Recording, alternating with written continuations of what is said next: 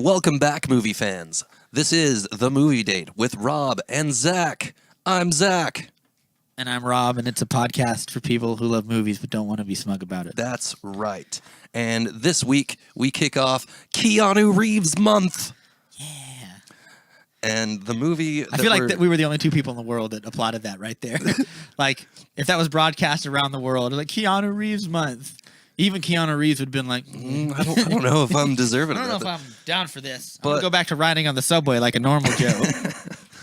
Well, we decided to do KEANU Reeves Month because we love the films of Mr. Reeves.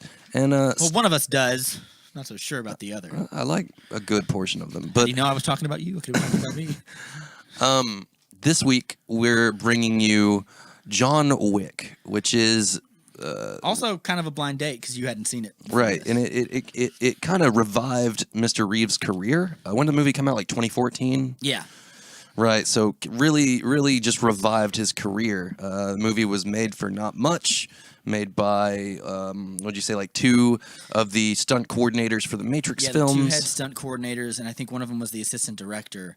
And it is quite literally a love letter to the people that work on action movies, right, and how you can make great action movies for really cheap and they'll hold up. So I think that's what that movie is really about. Keanu Reeves didn't do it for a lot of money, and it's really a labor of love, and I think that it shows in the movie. All right, so considering you saw this like years before me, yeah, I'll just go ahead with my expectations. Yeah, I didn't have a lot of great hopes for this movie, Rob. Like, I knew it was going to be Which is weird because you just said that you enjoy the film. I do enjoy Keanu Reeves, but I knew what the movie was about. I knew it was just an action movie for the sake of being an action movie. Yeah. And I expected a bunch of action stuff. I didn't expect anything in terms of plot. I didn't expect anything in terms of great acting. Yeah. I literally just expected guns and throwing bones and stuff. Yes. And a lot of that happened. You're making my argument for me, Zach. I was pretty much proven completely right in my expectations. Doesn't mean it's bad, though. It doesn't mean it's bad. In fact, I'm not going to say I loved it. Do we want to? But it was an enjoyable Go ahead ride. and plug the next things we're doing for Keanu Month, or do we want to leave that as a surprise? Let's do that at the end. Yeah, okay, fair enough. Yeah, it's probably the best place for it. It's weird that I interrupted the flow of this podcast to derail everything like that. All right, Rob. What did you think when you first saw John Wick? When I first saw John Wick, I was weirdly taken aback because I was like Keanu Reeves before that movie hadn't done much. He did like Man of Tai Chi, but I can't remember when that came out. I'm gonna look up exactly when that came out when I have it here. But doesn't he play like a bad guy in that movie? He plays like the big but bad. like that was a cool movie, but that was like a weird, almost like, oh my god, you never see Keanu Reeves do stuff like this. That's interesting. But like John Wick was like him really coming back in a big way, and I think that I think it's real good. Like I think it's not great. It's not good enough to be great, but I think it's like it's real solid, and I'm happy that he does these movies.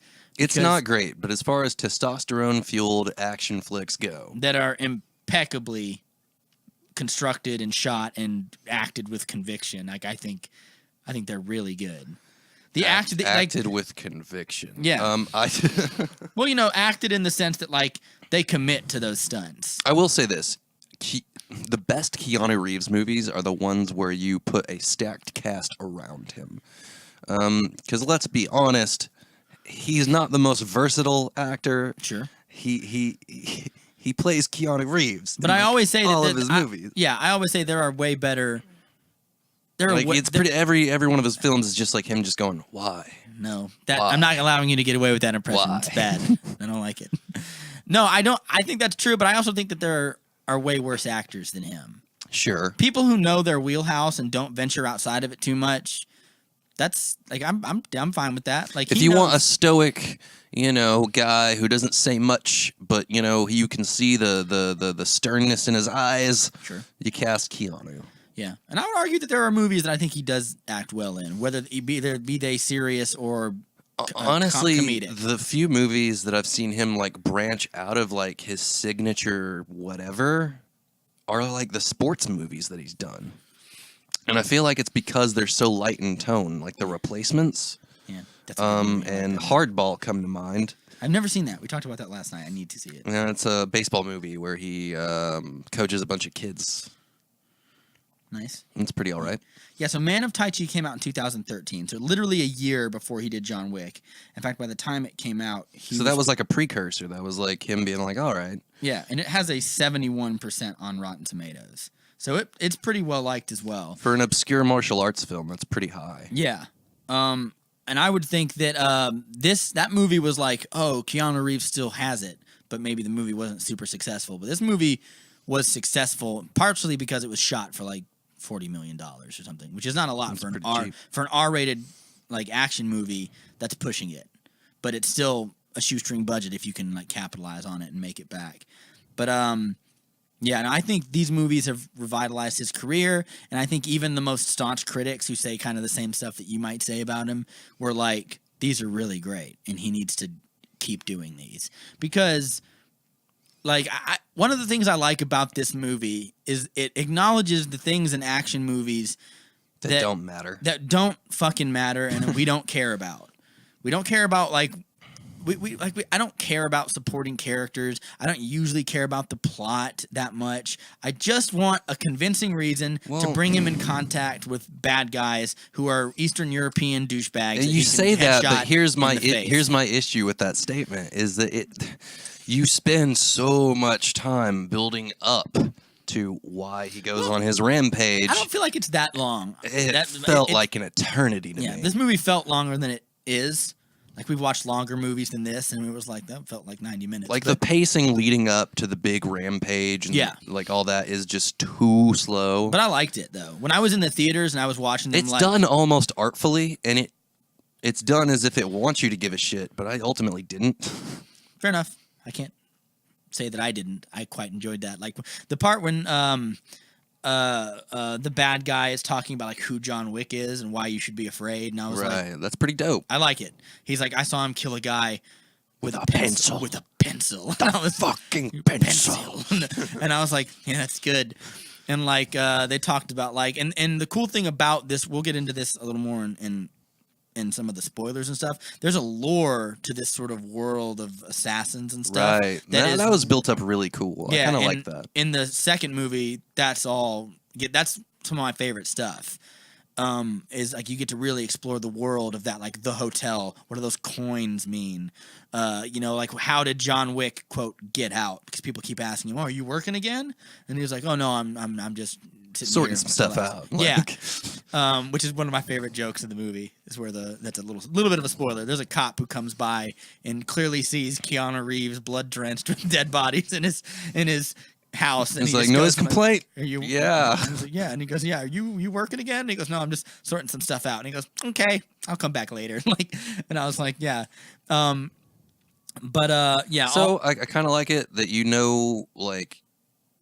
like at the very beginning of the film, you might think John Wick's like a good guy, like maybe he was like an undercover detective or something. Yeah, because you didn't know and that. Then that shit gets thrown completely on its head. You realize that you're rooting for a bad guy the whole time. Mm-hmm. John Wick is not a good guy. Yeah, objectively, I would say it's pretty. I mean, he's the best version of a good guy in a world like that, I suppose. Because he's not even an anti-hero though. He's just like a really angry motherfucker. Yeah, he's just an out of work villain, I suppose. Yeah, and he plays it kind of like that. But I like the quiet desperation. I think these are better than a lot of action movies where they really go out of their way to give him whoever the hero is a lot of moments to where he can mean mug and all that stuff. Where Keanu Reeves doesn't do that a lot in this. Mm-mm. He plays it pretty straight. He has some lines that in this movie that are really wooden, but I would say the performance... Just like his acting. Yeah. I would say that there's movies where he's a decent actor, though. Constantine, I think he does a good performance. Sure. But, yeah, let's get to the stuff that we like about the movie. I've touched on a little bit, and then we'll talk about some of the negatives, and then we'll go into spoilers. So, what are the strengths of this movie? The strengths are it does not take itself that seriously. Wow. I said, during the first kind of 20 minutes, It But does. it looks serious. Like, it's shot better than a lot of action movies are. Yeah, but at its core, it knows it's silly. It knows it doesn't make a whole hell of a lot of sense. Yeah. It knows that most action movies And don't. it sets up, and I love how pulpy it feels. Like all the subtitles in it, are like have like strange like words that are supposed to have importance or whatever. Yeah, like, weird or comic book color, words, or colored and stuff, and that's really cool. Also, it like does like that whole like Tarantino kind of thing where like it'll like blast the name of the person like right next to him, like this the boogeyman or whatever, Yeah, like the Baba Yaga. Or yeah. whatever. So that's kind of cool. Like it's really pulpy in that regard, and I think it lends itself to its more silly moments and having you not really believe this world, but just kind of like swim around in it and have a fun time. It's okay to recognize it like this is silly, and I think that's one of the strengths of the movie is it's right in the middle. It takes all the stuff that we know are silly, and it lets those be silly, right? And it lets the things that are serious, which is like the intensity of the action, lets that stuff carry it on its back. And I think that's the good thing about it, because like I said, we don't. In a lot of action movies, and I always give praise to action movies when they do this, is when they don't waste a lot of pomp and circumstances on like the why. They sort of let the character do the why. Like at some point, because it's common knowledge at this point. John Wick starts because they kill his dog. That's out. You knew that before even seeing the movie. Yeah. So that's all it takes to sort of get Which is absurd. Yeah.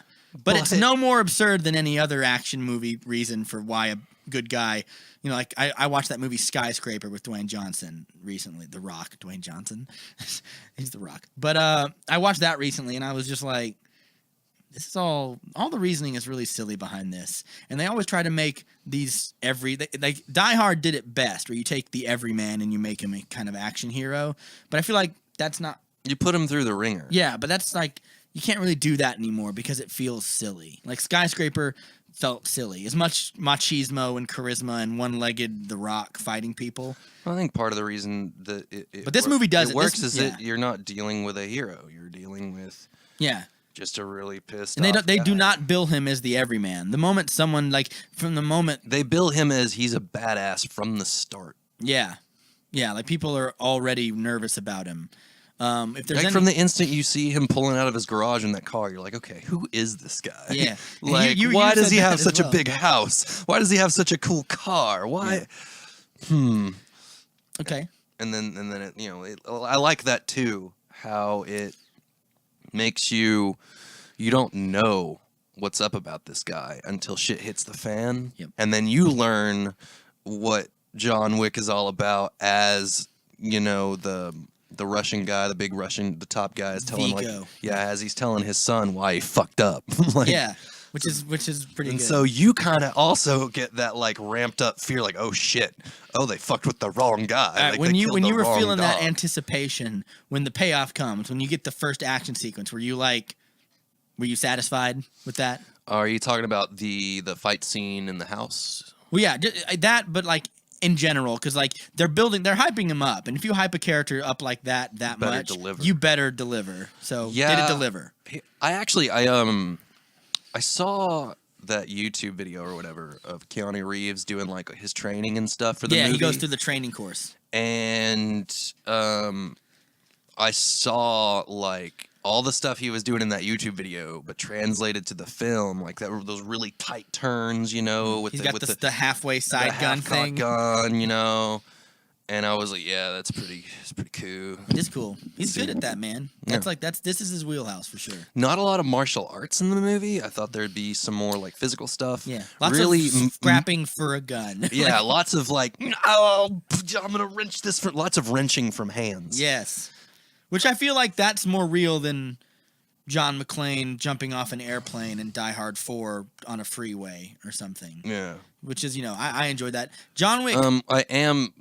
I will take a little bit of criticism I will throw a little bit of criticism this way. There's too many like over the shoulder body rolls or whatever. I didn't mind where he takes and flips the guy over. There's like fucking 25 of them. But I think that's a functional criticism. But if you're a real hitman and Like if he's a real hitman martial artist and you know the correct moves or holds to get a gun out of some dude's hands. Don't get me give you the wrong, upper he does hand, some really cool stuff, like grappling wise or whatever.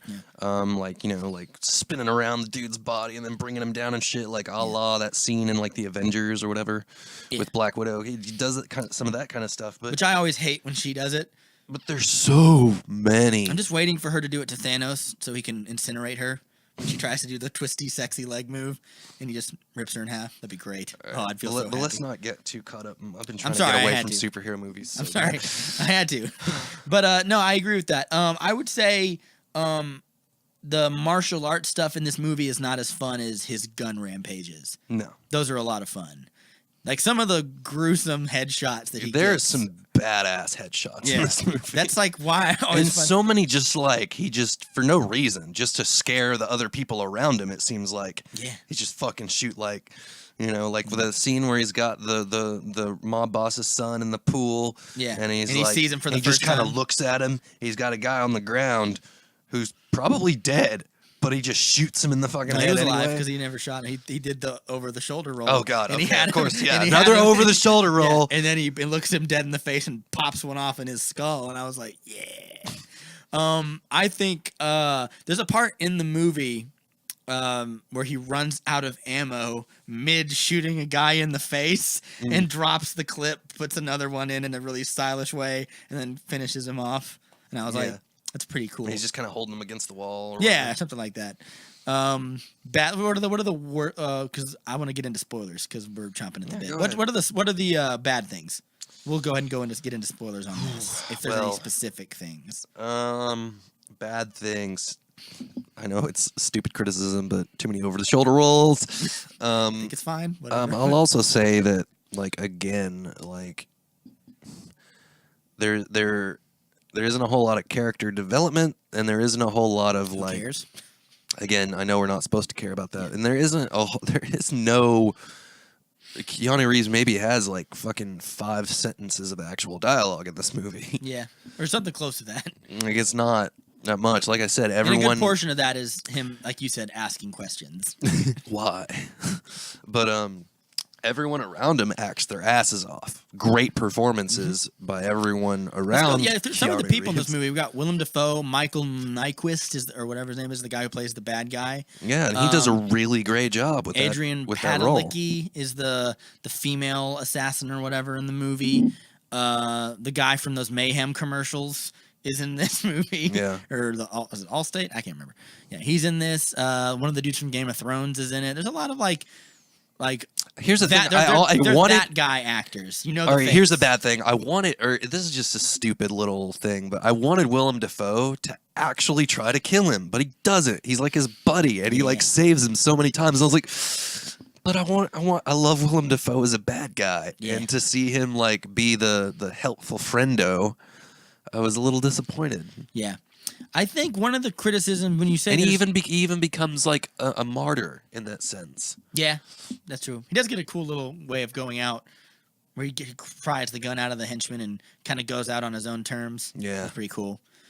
I like Willem Dafoe. He should do more things. Willem Dafoe, if you're listening to this, do more things. Willem Dafoe does some weird projects though. Yeah. If you looked at his his filmography, it's vast and varied and full of weird. Still good though. I like him. Maybe it's because he has a goblin face, but I still like him. But one of the things in this movie, it is. I think it's a fair criticism, but I think when you watch the second one, you go, oh, I get it. Is when there's not a lot of character development of John Wick in this movie, or really of anybody, but the main character is the one that you're focused on. I think what it becomes about is not developing him. I think the point is he's already quite developed. He already is who he is, and there's no changing him. Not really. But in the second one, it's really about his history and all the people he came into contact with, and how he sort of got to that point of, oh, I wanted to leave the life behind and settle down. And there's, in this movie, you hear about the bad guy Vigo tells his son after they kill his dog and steal his car, and he goes, John Wick isn't the boogeyman. He's the guy you sent to kill the boogeyman, which I think is a great line. It's one of the cool action lines that we've gotten. Pretty badass. and he tells him, the bodies that he goes, I once gave John Wick an impossible task before he could leave the life behind, and the bodies he buried that day set the foundation for everything we have now. And I was like, that little impossible task is sort of a running theme in this movie and the next movie, and there's going to be a third movie from what I understand. Boy. Yeah. And the way they end the second movie is going to make you go like, oh, that's so good. It's going to be so intense. But we'll get to that when we see the second one. But I think it's fair to say he doesn't have a lot of character development. He doesn't even have a lot of dialogue. Mm-mm. But I think it's because when they were creating the character and stuff, they were why'd you cast Keanu Reeves in this? You wanted a stoic, no nonsense, wooden guy for it. Sure. And if you had anybody other than Keanu Reeves, it probably wouldn't work. Yeah, I would agree with that.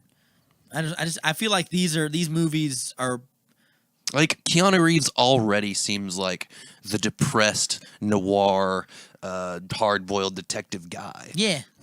And there some are of my favorite movies are exactly those things. There's lots of hints of the noir kind of feel and this like hard-boiled, grimy under-city vibe to it. Weirdly chic. Weirdly chic and stylish. So it marries a lot of different stuff. Yeah. And that's what I think makes the movie work so well. Yeah. One of the things, a criticism I had in this movie is like, as the movie goes on, you feel the budget of the action sequences start to trim down. Like you start off with the one in his house, which is a great primer for what you're getting in the movie. Mm-hmm. You get the awesome one in the nightclub where he just goes haywire. You get the one in the church, which is just like him shooting at people with a machine gun, like in Heat. And then it ends with two people fighting in the rain on a bridge. So it's a definite, like it peaks and then it kind of goes downhill, which I do think is like, he's fighting like a 60-year-old guy. Well, here's the thing. I kind of like that. It feels like a video game. No, I didn't hate it either. The whole movie felt like a fucking video game. The pacing and everything. Yeah. Like I don't think it's from the set pieces to set pieces. It felt like the arc of what you would go through in a video game, and I think that's cool. Like the big boss at the very end, like you're stripped down. You don't have all of your special weapons or anything. It's just you and the guy, and like I can definitely feel them as the movie goes. It's not really a criticism as much as it is just something I noticed. Is like you can kind of feel the budget start to thin out. It's like, we really spent all of our money in this awesome nightclub action sequence. So throw some cars off of a bridge and just do a hand-to-hand thing and we'll wrap it up. Like it feels like it's just something I noticed, whereas the second one does the opposite. It just keeps getting bigger and crazier. See, I don't think I like that as much. I like the fact that it ends on such a bare bones kind of way, You'll like it. I can already tell you. But because it doesn't get crazier, like in the sense that they give him bigger, stupid action scenes of like, in each Mission Impossible movie, there's a giant thing Tom Cruise has to do to convince us that he's not a crazy man. Yeah, like in the first one, it's the thing on the monorail. Yep. In the second one, it's that cliff climbing thing, which is real. Well, no, in the second Mission Impossible, it's that giant motorbike chase. Oh yeah, that's right. In the third Mission Impossible, I would say it's he does a parachute thing, but I don't know if that's really it's the heist when they capture the bad guy. Yeah, but I'm talking like a crazy action set piece that's like okay, and in Ghost really Protocol, it's when he climbs the Burj Khalifa. Obviously. And there's one where he's on the side of the plane. He actually did that. Yeah. To convince us that he's not a crazy Scientologist. But no, he's just a crazy adrenaline junkie. Yeah. But in the John Wick movies do the opposite. Instead of giving him a crazy thing where like John McClane will launch a car at another car and then blow it up midair, because John McClane in the Die Hard movies, each movie gets more ridiculous as opposed to keeping him an everyman, whereas John Wick just gets more beat to shit and bloodied and has to grit his way through these painstaking action scenes. One of my most favorite scenes is when he's fucking dying and he breaks into that animal hospital. Or that's like at the very end, isn't it? Yeah. Yeah, it breaks into the fucking animal hospital and like staples his stomach shut, grabs a new dog. This time he made sure to get like a pit bull, make sure nobody is going to kill this dog. Which is in the next movie, and you'll notice at the end of this movie he does not get his car back. No. Yeah. It's in the second one though. It's real good. Anyway, so those are some bad things. Some of his dialogue is wooden and stilty. I felt some of the music choices were a little ubiquitous. You just don't like Marilyn Manson. It's not true. I do like Marilyn Manson. I just felt that it was a little like when you look at it with the movie on screen, it feels a little ubiquitous. Here's the thing: I don't dislike the music choices. I felt like I'm not the biggest Marilyn Manson fan at all, but I felt like those specific tracks really worked in this movie. It gave it that really dirty, gritty feel. Yeah, it's not that it's bad. I just felt like that's exactly what I would have chosen, which I want to feel like they're better at their job than me or something. Well, if you think about it like that, then it just makes more sense, doesn't it? Yeah, I guess. Yeah, that's a good point. Yeah. So now that we've gotten through like some of the bad things, are there any other bad things? Because I want to go through and talk about our specific favorite action kills. That shotgun or whatever that he uses after he burns the stash at the church. Mm-hmm. That's like a way more powerful gun than is portrayed on screen.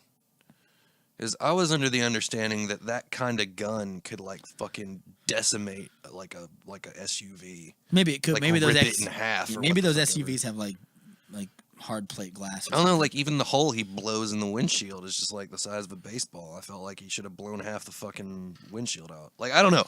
I don't know a lot about guns. I just had assumed that gun was way more, ballsy than they portrayed on screen. That's fair. I don't have a problem with that. I'm trying to look here, see what time we're at.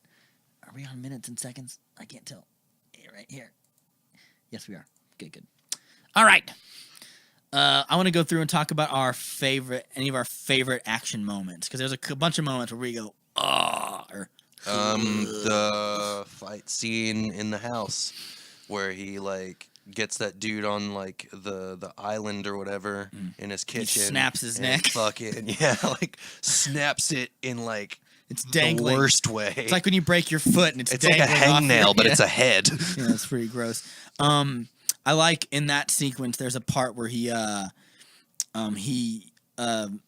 maybe it's not in that sequence. There's a part where he shoots a guy in the foot. Like, yeah. He's behind the wall. He shoots him in the that's perfect. That's some cool shit. Yeah, like some shit that you've always wanted somebody to do or see in a movie or a video game. Yeah, they shoot him in the foot. He falls behind cover. Yeah, there's a part in this one is in that. That's a little later. There is a part in the house where they're both separated by like a non-see-through bookshelf or something, and he feels the other guy on the other side, so he ducks down and shoots up at him and kills him. Like this movie dispenses with a lot of action movie cliches by keeping the action for the most part pretty grounded. I mean, It's grounded in the sense that he's a vicious killer who you have no chance against, but like it still nothing feels ridiculous. Yeah, all of the moves that he does and all of this, you're like, okay, yeah, I can. Yeah, why hasn't anyone done that before in an action movie? There's a part this is probably the best. Because that makes sense, what you just did. Yeah, there's a cool little thing he does at the end of the house scene, right before the cop shows up, where they're struggling over the knife, and he keeps twisting his way around the guy, trying to get more leverage, and eventually he gets on top of him, and he kind of just pile drives the knife deeper into the dude's chest over like 5 seconds. Like, and you can feel the guy slowly die as it happens, and I was just like, ugh. Yeah, me likey. That one's pretty dope. The guy who I can't remember the guy's name. He's the other hitman that the Russians hire, and he is they have a couple of scraps. He's the only one who's like kind of good, and he holds his own against Keanu Reeves. They have a couple of like hand-to-hand parts that I thought were pretty good. Yeah. They don't hold a candle to like some of their. I would say like that is a kind of critique, is that in these movies the hand-to-hand combat is just never as enjoyable as funny gun stuff that he does. Yeah, the gun stuff is exceptional. Yeah. The hand-to-hand is pretty mediocre. Like I said, if you're gonna fall back feel on real, though, fucking 30 over-the-shoulder throws. Yeah. I got really tired of that. He's a meat and potatoes guy with how he murders people with his hands. Like, hey man, if it ain't broke, don't fix it or whatever. Ain't no room for onions and carrots in this murder stew. Yeah. I do like. There is a part in you can tell me if you agree or not. The part where. What's his name? Yeah, the bad guy Vigo. They finally have him captured. and Keanu Reeves gives him like a real evil speech of like, you can either give me your son or you can die screaming alongside him. Yeah, I love that. Is that good shit. or is it bad? I thought it was It's pretty good Yeah. because you're like, okay, Keanu Reeves, like John Wick is not a good guy. He he's is not. a fucking bad guy. Yeah. Give me your son. Like I was like, oh, Yeah. I agree with the face you just made. oh. Yeah. That face I made it looks exactly how it sounds. Yeah. Are there any funny, either intentionally or unintentionally funny moments of this movie? There's a part where A lot of it's really funny, and I know that they're not wanting me to laugh at that moment, but I can't help it. Like, do you have any specific ones that you remember that you were like, that's silly? there's literally when I think he's in the hotel or something, or he's on the phone. He literally says, "Why?" or something like it was trademark fucking Keanu Reeves question asking. Sure. And I laughed my ass off. Oh, Ian McShane is in this. He's Winston. He's the guy that owns the hotel. Yeah. He's good. There's one. Where's that one moment when he storms the church and he drags the priest down to the cellar? To get Oh yeah. And he goes, "If I give this to you, Vigo will kill me." And he just looks at him. He's like, "Oh yeah." And he goes, "Uh-huh."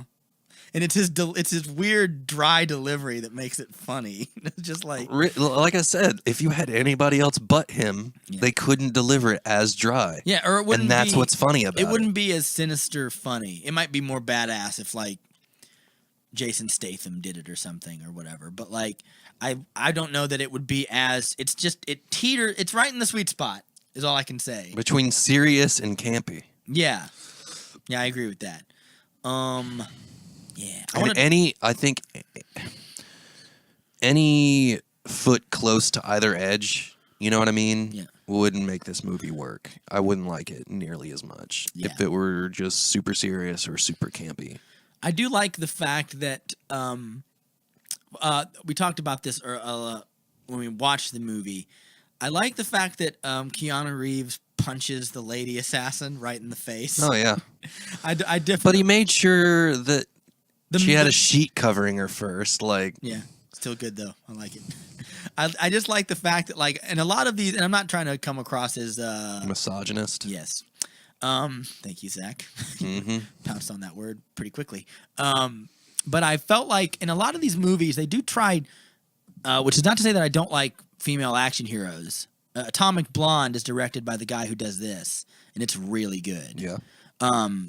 I do feel like they go out of their way sometimes to, like, sort of bathe female action heroes in the same tropes as male action heroes, but they give them this leg up where they're kind of too invincible, which I talked about earlier. Like, I never see Black Widow get punched in the face, and it bugs me because I want to root for her, but I don't because she never. You don't feel like she has gone through enough? Yes.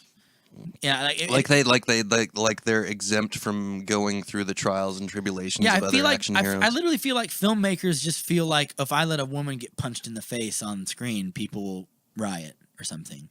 I feel like that's not true. Like Atomic Blonde is the perfect example of that too. She's got grit. Like she gets like very like roughly handled most of that movie, but kind of like John Wick or like pick any Batman scene that you like. It's probably him muscling his way through with grit. I need grit, and a lot of female action heroes, I think, lack that. Not because the action scenes aren't well done, but because. What about like Mad Max, the Fury Road? Yes, that's a prime example of why she's not that. She's not invincible. Like that little scrap her and Mad Max have when they're going for the gun at the beginning. Mm-hmm. It's great. Like it's grit. It's also Charlize Theron, who's Atomic Blonde. Maybe if it has Charlize Theron in it, it's probably one of the good ones. Okay, what about Tomb Raider? Do you feel like she was too untouchable? Good. No, the opposite. Pretty good example of they don't make her untouchable. I think the criminal example. So you could argue that movies are actually learning better from this. Yes, and I think that is true. But like a movie like Underworld, Where Kate Beckinsale is. You don't feel like she gets the shit beat out of her enough. No, she doesn't at all. She's kind of invincible and she's sleek and sexy and lots of black leather. And I'm like, no, I don't like it. I want to feel like they're real people, and like all the movies you just listed feel like real people. Well, she's a superhuman vampire with superhuman abilities. Yeah, but like, it's okay if she gets worked over a little bit, is my point. I want to watch her be superpowered, but I also want to feel like I want them to, you know what it is? I want them to earn it. All right, That's what it is. I want them to earn it.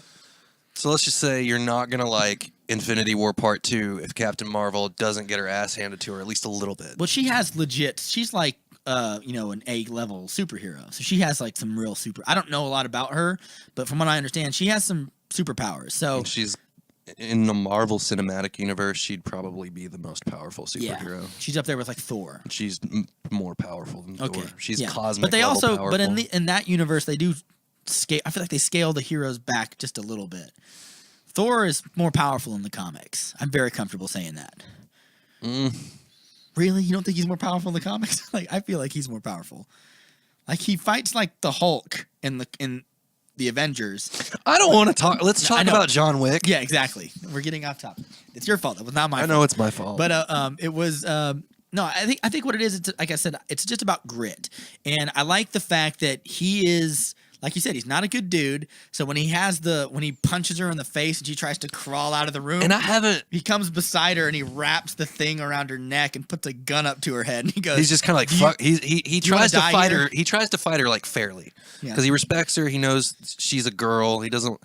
So you can see he kind of pulls his punches, so to speak. He treats her like an equal, which is why he punches her in the lip. But then he gets fucking tired of it. He's like, okay, fuck this. He goes, do you want to die here, is what he says to her or whatever. And I really like that movie. I also like her in this movie. She's a real creep or whatever. I don't know how to describe it. But she's a real backstabber. Like, he gives her a chance and then she stabs him in the fucking back. I do like the fact that as that happens, a male plumber who is also an assassin comes up behind him and he goes, do I know? It's this like elderly black gentleman named Harry. And it's just like, I like that some assassins in this world are really ubiquitous and look like they wear those all black suits and would kill you. And some of them look like they work at a men's warehouse or something. Right. And that was pretty good. Let's talk about the hotel. I like the mystique of this hotel and this sort of unwritten what do code. They call it? The Continental or something? Yeah, the Continental, which you get a lot more of that in the sequel as well. I like the idea, like, I need a dinner reservation for 12. I like the code speak. I like the for 12 is the 12 bodies I have down. Yeah. Oh, is that what that was? Yeah. Maybe that is right. When he calls the cleaning service and he says, I need a dinner reservation for 12. Yeah. And then they come and fucking... I didn't even think about that. That's very clever. I like the idea of the cleaning service. That's cool. Yeah. Yeah, you just call this weird Eastern European guy or whatever, and he just comes and gets rid of your dead bodies. What would it be like if you were a contract killer and that's the stage one of your job before you're an intern and before you get up to like these are your guns, you have to clean up the other. You got to be the cleaning service bodies. Guy. Yeah, that's funny. That would be great.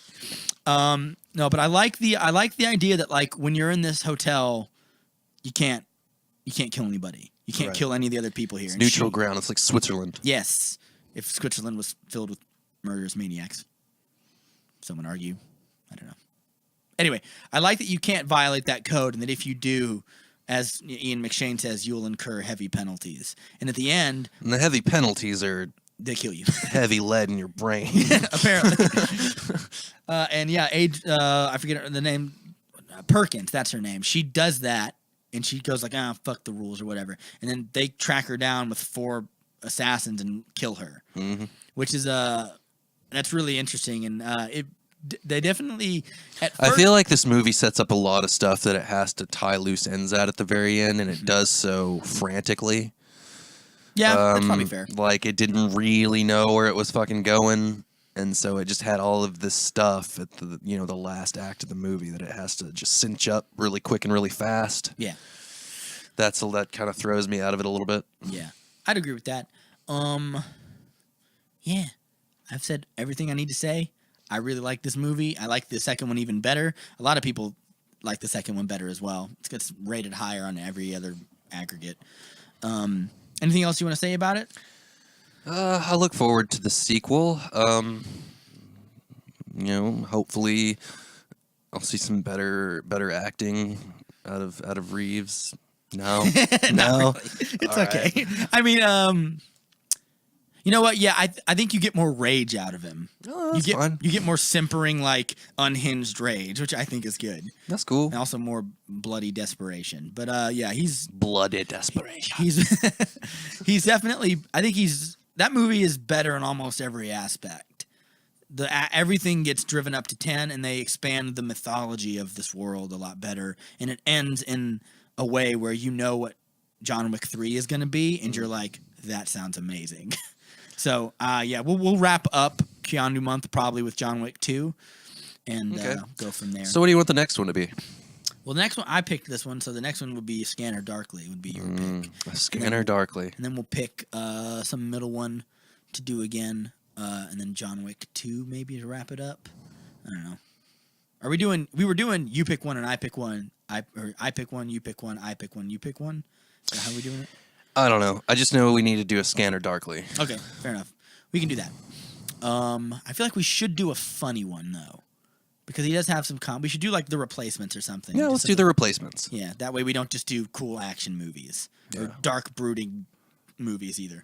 Well, a Scanner Darkly. Because otherwise, I would pick Constantine because I really like that one, but I don't want them all to be like the gritty Keanu. I want some of the fun stuff. Because he does have a few fun things. Yes.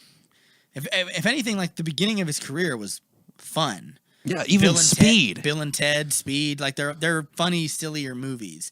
It wasn't until like the post Matrix that he was like, oh, this guy could be a legit action hero. After he put on the sunglasses. Yeah.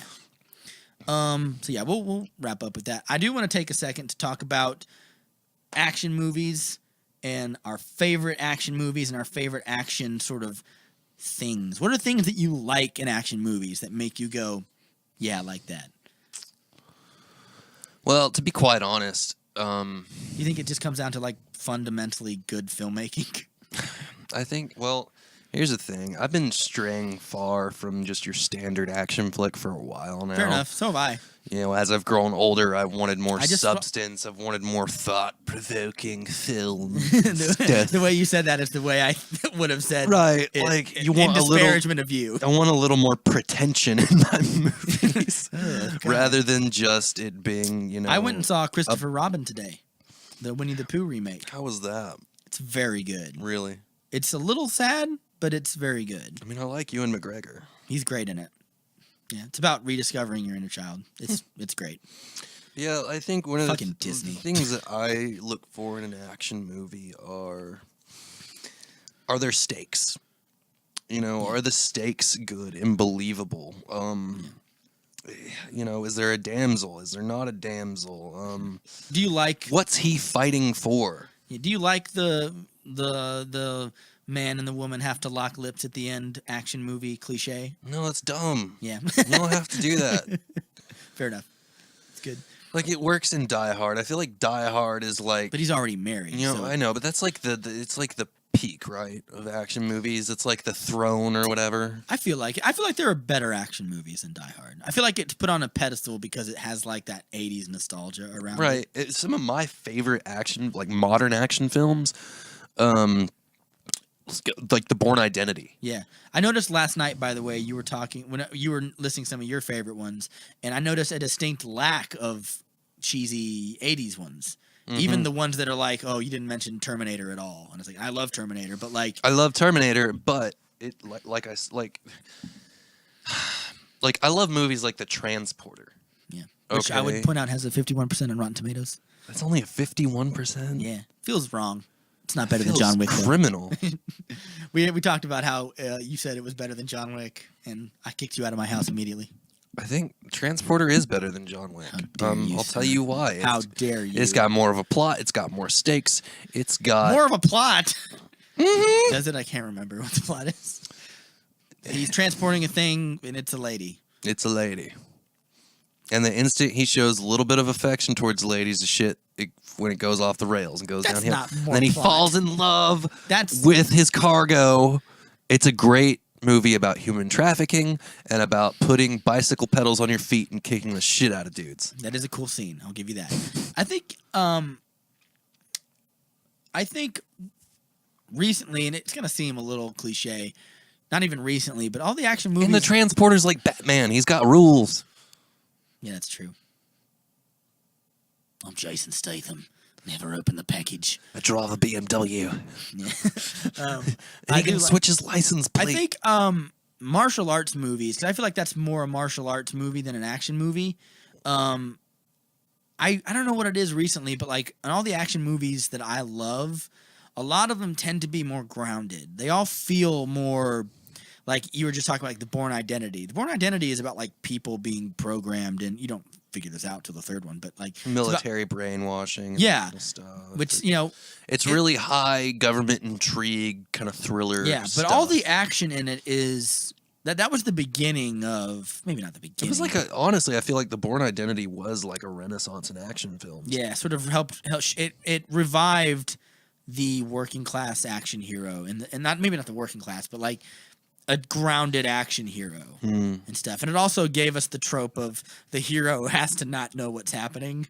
It's a mystery. Like he's just fighting through hordes. He's fighting through hordes until he reaches like the throne room or whatever. Yeah, something like that.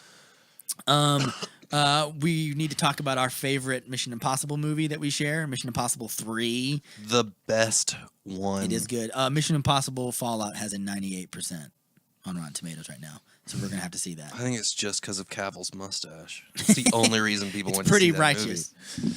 No, it's supposed to be really good. We need to see it. All right.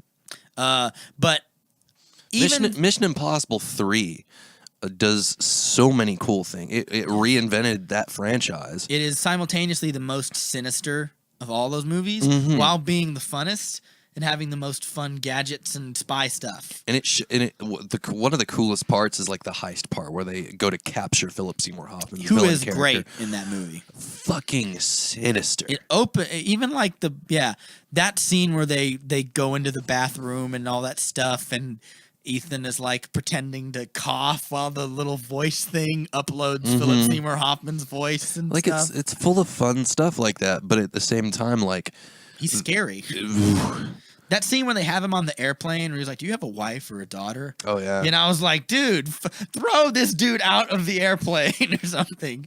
Because he's like, because I'm going to kill them. And he goes, there's a part in the movie. And the way he says the delivery of it. Yeah, he's good. He's so good in this movie. Just like, it's not even, it's just like nonchalant. Just like, do you have a wife or a daughter? Yeah. You know, there's just a part, like, oh, God. There's a line in the movie where he says, you can always tell someone's intentions by the way they treat someone they don't have to treat very well. He calls Ethan's bluff, where Ethan flips over the plane and opens the bay door and slices the little latches like he's going to drop him out of the airplane. And Philip Seymour Hoffman doesn't do anything. Like, the wind is blushing his face, and it looks like he's kind of nervous, but he doesn't do anything because he knows Ethan Hunt's not going to drop him out of that airplane. Right. So he calls him on his bullshit. I like that. That's good stuff. He's really good in that movie. And when they break him out of the bridge scene. It's also the first Mission Impossible movie that features Simon Pegg's character. That's true. Yeah, he's become a mainstay since those. Yeah, he's been in the next 3. And that was a really good addition to that movie. Yeah. I don't know, like Mission Impossible 3, fucking phenomenal. It is, yeah. I can't say enough good things about that movie. I love the like talking like the cool. One thing I like about action movies is when they commit to some really good. I stunts. also love the fact that each like thing that they go after in that movie is of no real significance. Like they go after the rabbit's foot and all this stuff, and it's like you don't really know what the fuck's going on. Yeah, it's a MacGuffin, but it's not even really a MacGuffin. Yeah, because you never see it. You see a little canister. You're not supposed to care about what it is. You just care about how he gets it. Yeah, I'm noticing a theme of action movies acknowledging things that we know are stupid, but they serve as good plot devices. Right. Yeah. John Wick's dog and the rabbit's foot are the same thing. I do love. I like thinking back to like really great stunts that happen in these movies, and one of them is during that bridge scene, there's the drone that keeps flying overhead. And there's a part in the movie, it's in the special features, where Ethan Hunt is running away. He gets the gun out of the trunk of that car, and the drone's coming. It explodes, and he hits against like a vehicle, and slams him against the vehicle or whatever. And the way they did that in the movie is they have like 5 stunt dudes with a rope attached to his back. Oh damn! And as he hits there, they just yank him into it. And they did it like 4 times. Ouch! I know, and it's really good. I love the. It looks so real too. Yeah. I mean, it is. They just threw him against a car, literally. Tom Cruise. Great. Actual crazy man, adrenaline junkie. Will do whatever he needs to. And there is the running that he does in this movie, or Mission Impossible 3, makes sense. He's not just running for no reason. He's a frantic lunatic in this movie. Oh, yeah. And I think it's made even more interesting by the fact that you get to see Ethan Hunt at his most unhinged. Yeah, and he's talking to Simon Pegg, who was like a car salesman on the phone the whole time. So like it's like you have this straight man versus lunatic guy with a thing in his nose or whatever. That's a great touch too. The explosive charge in the head. Oh yeah. That's like a thing that like I feel like that really exists. Like you think? Pretty sure that's a real thing. It could probably exist.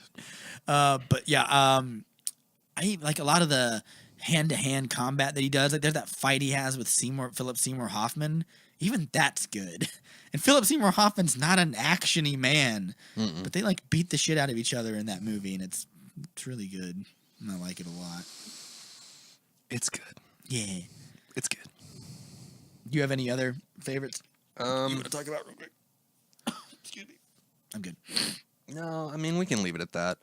We still got John Wick 2 to parse through. Yes, so which I want to see. So you came out of this movie good, not great. I'm gonna put a pin in that and see which you think is better, this one or the sequel. I am gonna predict that you will like the sequel more, and we will see if I'm right. We shall see. The next one, A Scanner Darkly, based on a very prominent science fiction writer's work, which a lot of his work has been adapted into movies. Was it Isaac Asimov? Isaac Asimov. Is it really? I was just guessing. I was like, he's like the big guy. He's one of the only guys that I know. So I was like, it's him or the guy that wrote Starship Troopers. I mean, Blade Runner was based off of his work. That's true. Do Androids Dream of Electric Sheep? iRobot. iRobot too. And A Scanner Darkly is probably one of the weirdest movies I've seen Keanu Reeves in. Sure. It's by Richard Linklater too, who I like a lot. What is it about? Without giving too much away.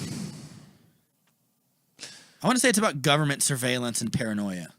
Very much so, yes. Yes! I'm so good at predicting things. Lots of government surveillance and paranoia. And it's Keanu Reeves, Robert Downey Jr., Woody Harrelson, and not Helena Bonham Carter, but Winona Ryder is in there too. Awesome. Yeah. Sounds good. I'm excited to see it. We'll see that, and we'll have we need to do the Mission Impossible movie. Whichever one we can do first will be the one that we upload. Mission Impossible is not Keanu Reeves. Yeah, but we can still put out stuff during this month. All right. Yeah, because we could watch. We'll probably just watch. We're working hard and watching all these movies for you, audience. Well, we can just watch A Scanner Darkly for free by ourselves. Yeah, and then I can watch it and be like, Zach, we'll watch we'll do the podcast now. All right. Yeah. So that does it for us. Remember, subscribe, follow us on Podbean. That's The Movie Date with Rob and Zach, a podcast for people who like movies but don't want to be too smug about it. Yeah. Till next week, y'all. Goodbye. Listen to the show. Yeah. I love you. We don't know how to end these.